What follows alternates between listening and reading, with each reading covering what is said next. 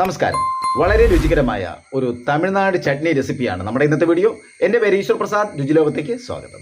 ഒരു പാൻ ചൂടാക്കി അതിലേക്ക് ചട്നിക്ക് ആവശ്യമായ കടല ചൂടാക്കി എടുക്കാം. ഇത് പൊട്ടുകടലയാണ്. തമിഴ്നാട് ചട്നിയും മറ്റും ഉണ്ടാക്കുന്നതിന് ഏറ്റവും നല്ലത് പൊട്ടുകടലയാണ്. ഇത് വളരെ മൂപ്പിക്കണമെന്നുമില്ല, ചെറുതായിട്ടൊന്ന് ചൂടായി കിട്ടിയാൽ മതി. കരിഞ്ഞു പോകാതിരിക്കാൻ നോക്കുക. മൂപ്പിച്ച കടല തണുക്കാനായി മാറ്റിവെക്കാം. ഒരു പാൻ ചൂടാക്കാനായി വെച്ച് എണ്ണ ഒഴിക്കാം. എണ്ണ ചൂടാകുമ്പോൾ അതിലേക്ക് വെളുത്തുള്ളി, പച്ചമുളക്, കറിവേപ്പില, സവാള എന്നിവ ചേർത്ത് വഴറ്റിയെടുക്കാം. ഏകദേശം 1 മിനിറ്റ് നേരം സവാള വഴറ്റിയെടുക്കാം. ഇനി ഇവയെല്ലാം ഒന്ന് അരച്ചെടുക്കാം.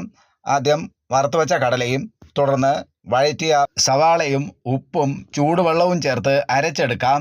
ഷോർട്സിൽ സമയം വളരെ കുറവായതിനാൽ പൂർണ്ണമായ വീഡിയോയും അളവുകളും കാണുവാൻ ഈശ്വർ പ്രസാദ് റെസിപ്പി എന്ന യൂട്യൂബ് ചാനൽ കാണുമെന്ന് പ്രതീക്ഷിക്കുന്നു. ലിങ്ക് ആദ്യ കമൻറ്റായി തന്നെ കൊടുത്തേക്കാം. Thanks for watching.